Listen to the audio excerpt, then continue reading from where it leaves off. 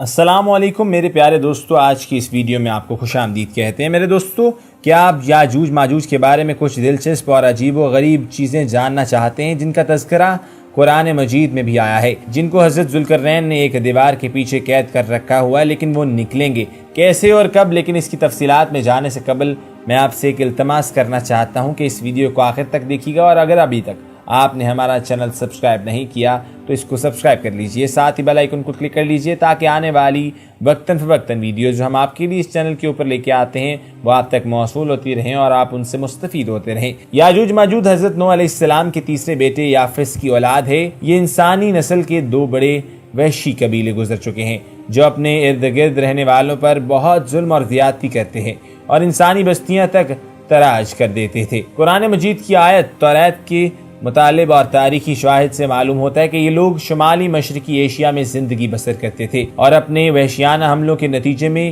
Asia کے جنوبی اور مغربی علاقوں میں مصیبت برپا کرتے تھے۔ بعض تاریخی دانوں نے ان کے رہائشی علاقوں کو ماسکو اور توبل سیک کے آس پاس بتلایا ہے، اور بعض کا خیال ہے کہ یاجوج ماجوج کے شرطبت اور چین سے بحیرہ منجمد شمالی تک اور مغرب میں ترکستان تک پھیلے ہوئے ہیں۔ حضرت ذوالقرنین کے زمانے میں یاجوج ماجوج کے حملے اور وبال جان بن گئے تھے۔ ان کی روک تھام کے لیے ذوالقرنین نے پہاڑوں کے مابین اونچی اور مضبوط سد دیوار تعمیر فرمائی۔ ذوالقرنین اور سد ذوالقرنین کا ذکر قرآن کریم کی سورۃ الکہف میں موجود ہے۔ جس ذوالقرنین کا قرآن مجید میں ذکر ہے، تاریخی طور پر وہ کون شخص ہے؟ خواتین و حضرات، اس سلسلے میں مفسرین کے درمیان اختلاف بھی ہیں۔ یہ تاریخی کتابوں میں مطالعے کے بعد لوگوں نے ذوالقرنین کی شخصیت اور سد ذوالقرنین سے متعلق مختلف اندازے بھی لگائے ہیں۔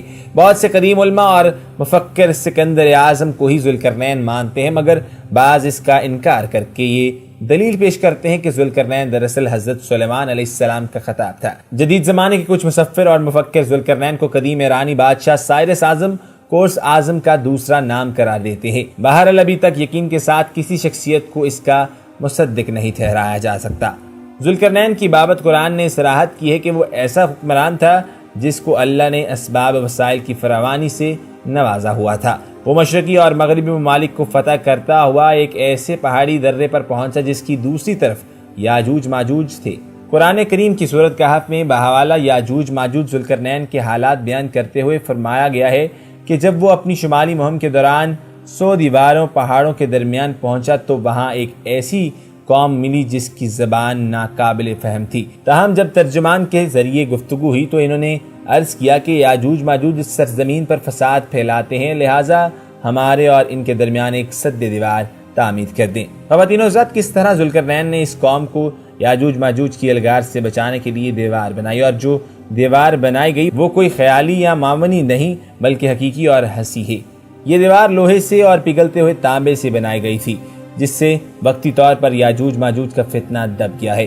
جب یہ دیوار تعمیر ہو گئی تو ذوالقرنین نے اللہ کا شکر ادا کیا جس نے یہ دیوار بنانے اور لوگوں کو آئے دن کی پریشانیوں سے نجات دلانے کی توفیق بخشی، مگر ساتھ ہی ساتھ لوگوں کو یہ بھی بتایا کہ یہ دیوار اگرچہ بہت مضبوط ہے، مستحکم ہے، مگر یہ لازوال نہیں ہے۔ جو چیز بھی بنی ہے بالآخر فنا ہونے والی، اور جب میرے رب کے وعدے کا وقت قریب آئے گا تو وہ اس کو پیوند خاک کر دے گا، اور میرے رب کا وعدہ برحق ہے۔ رہی یہ بات کہ سد ذوالقرنین کہاں واقع ہے تو اس میں بھی بہت سے اختلافات آتے ہیں، کیونکہ آج تک ایسی 5 دیواریں معلوم ہو چکی ہیں جو مختلف بادشاہوں نے مختلف علاقوں میں مختلف ادوار میں جنگوں میں قوموں کے حملوں سے بچاؤ کی خاطر بنوائی تھی۔ ان میں سے سب سے زیادہ مشہور دیوار چین کی ہے، جس کی لمبائی کا اندازہ 1200 میل سے لے کر 1500 میل تک کیا جا سکتا ہے اور اب تک موجود ہے، لیکن واضح ہے کہ دیوار چین لوہے اور تانبے سے نہیں بنی ہوئی اور نہ ہی کسی چھوٹے کوہستانی درے میں ہے۔ وہ ایک عام مسالے سے بنی ہوئی دیوار ہے۔ بعض کا اصرار ہے کہ یہ وہی دیوار ہے مارب کہ جو یمن میں ہے۔ یہ ٹھیک ہے کہ دیوار مارب ایک کوہستانی درے میں بنائی گئی ہے، لیکن وہ سیلاب کو روکنے کے لیے اور پانی کا ذخیرہ کرنے کے لیے بنائی گئی تھی۔ ویسے بھی وہ لوہے اور تانبے سے نہیں بنی ہوئی، جبکہ علماء کی گواہی کے مطابق سرزمین میں دریائے خزر اور دریائے سیاہ کے درمیان پہاڑوں کا ایک سلسلہ ہے جو ایک دیوار کی طرح شمال اور جنوب کو ایک دوسرے سے الگ کرتا ہے۔ اس میں ایک دیوار کی طرح کا درہ بھی موجود ہے جو مشہور درہ داریال ہے۔ یہاں اب تک ایک قدیم تاریخی لوہے کی دیوار نظر آتی ہے۔ اسی بنا پر بہت سے لوگوں کا نظریہ یہ بھی ہے کہ دیوار ذوالقرنین یہی ہے، اگرچہ سد ذوالقرنین بڑی مضبوط بنائی گئی تھی جس کے اوپر چڑھ کر اس میں سوراخ کر کے یاجوج ماجوج کا ادھر آنا ممکن نہیں، لیکن جب اللہ کا وعدہ پورا ہوگا تو وہ اسے ریزہ ریزہ کر کے زمین کے برابر کر دے گا۔ اس وعدے سے مراد قیامت کے قریب یاجوج ماجوج کا ظہور ہے۔ صحیح بخاری کی ایک حدیث میں حضور نبی صلی اللہ علیہ وسلم نے اس دیوار میں تھوڑے سے سوراخ کو فتنے کے قریب ہونے سے تعبیر فرمایا تھا۔ ایک اور حدیث میں آتا ہے کہ یاجوج ماجوج ہر روز اس دیوار کو کھودتے ہیں اور پھر کل کے لیے چھوڑ دیتے ہیں، لیکن جب اللہ کی مشیات ان کے عروج میں ہوگی تو پھر وہ کہیں گے کہ کل انشاءاللہ، اور اس کو کھودنے میں کامیاب ہو جائیں گے۔ دوبارہ کامیاب ہونے کے بعد زمین میں فساد پھیلائیں گے، یعنی انسانوں کو بھی کھانے سے گریز نہیں کریں گے، اور اللہ تعالیٰ کی طرف سے حضرت عیسیٰ علیہ السلام کو حکم ہوگا کہ وہ مسلمانوں کو طور کی طرف جمع کر لیں، کیونکہ یاجوج ماجوج کا مقابلہ کسی کے بس میں نہیں ہوگا۔ حضرت عیسیٰ اور ان کے ساتھی اس وقت ایسی جگہ کھڑے ہوں گے جہاں غذا کی سخت قلت ہوگی، اور پھر لوگوں کی درخواست پر حضرت عیسیٰ یاجوج ماجوج کے لیے بددعا فرمائیں گے۔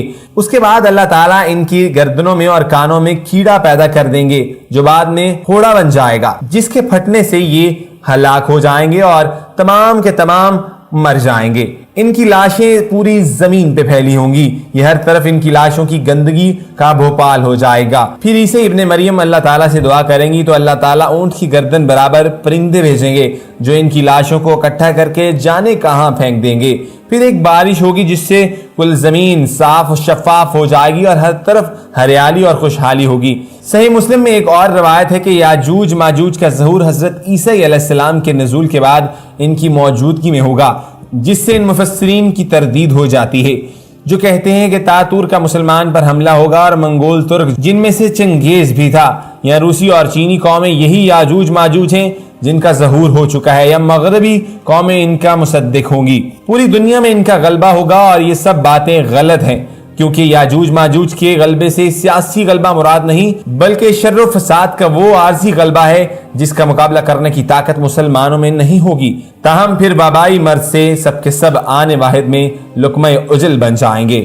میرے پیارے دوستوں، مسلمانوں، بھائیوں، بہنوں اور بزرگوں، قیامت ایک بہت ہی خوفناک چیز ہے۔ اللہ تعالی ہم سب کو اس کے لیے تیاری کرنے کی توفیق عطا فرمائے اور قیامت کے دن کی رسوائیوں اور ہولناکیوں سے اپنی پناہ میں رکھے۔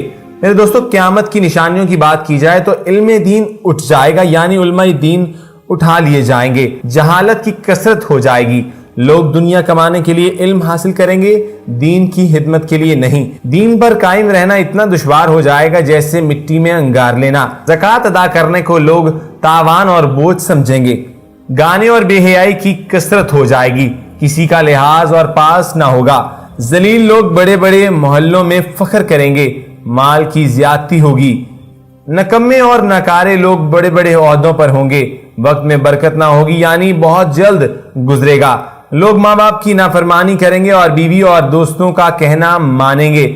خواتین و حضرات، اس کے علاوہ بھی بہت سی قیامت کی نشانیاں آپ سے شیئر کریں گے، جیسے کہ علماء کرام فرماتے ہیں کہ سورج کا مغرب کی جانب سے طلوع ہونا یہ قیامت کی سب سے بڑی نشانی ہوگی۔ پر ہر شخص کو نظر آئے گا کہ اب زمین و آسمان کا نظام درہم برہم ہوا جاتا ہے، اور اب اس نظام کو توڑ دینے اور قیامت کے برپا ہونے میں زیادہ دیر نہیں ہے۔ اس نشانی کو دیکھ کر لوگوں میں خوف و ہراس پھیل جائے گا اور یہ کانپنے لگ جائیں گے، مگر یہ اس عالم کی نزاع کا وقت ہوگا۔ جس طرح نزاع کی حالت میں توبہ قبول نہیں ہوتی، اسی طرح جب سورج مغرب سے طلوع ہوگا تو توبہ کا دروازہ بند ہو جائے گا۔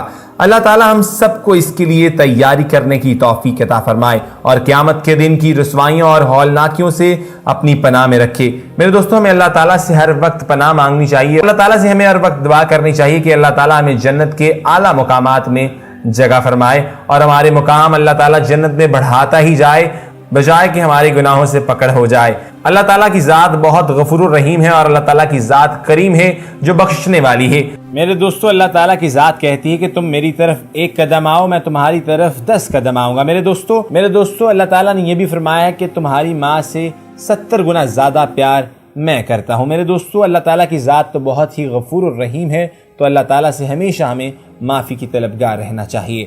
میرے دوستو، یہاں پر میں اپنی ویڈیو کا اختتام کرتا ہوں اور آپ سے ایک گزارش کرنا چاہتا ہوں کہ اگر ابھی تک آپ نے ہمارا چینل سبسکرائب نہیں کیا تو اس کو سبسکرائب کر لیجئے، ساتھ ہی بیل آئیکن کو کلک کر لیجئے تاکہ آنے والی وقتاً فوقتاً ویڈیو جو ہم آپ کے لیے اس چینل کے اوپر لے کے آتے ہیں، اپلوڈ کرتے ہیں، وہ آپ تک موصول ہوتی رہیں اور آپ ان سے مستفید ہوتے رہیں۔ اللہ حافظ۔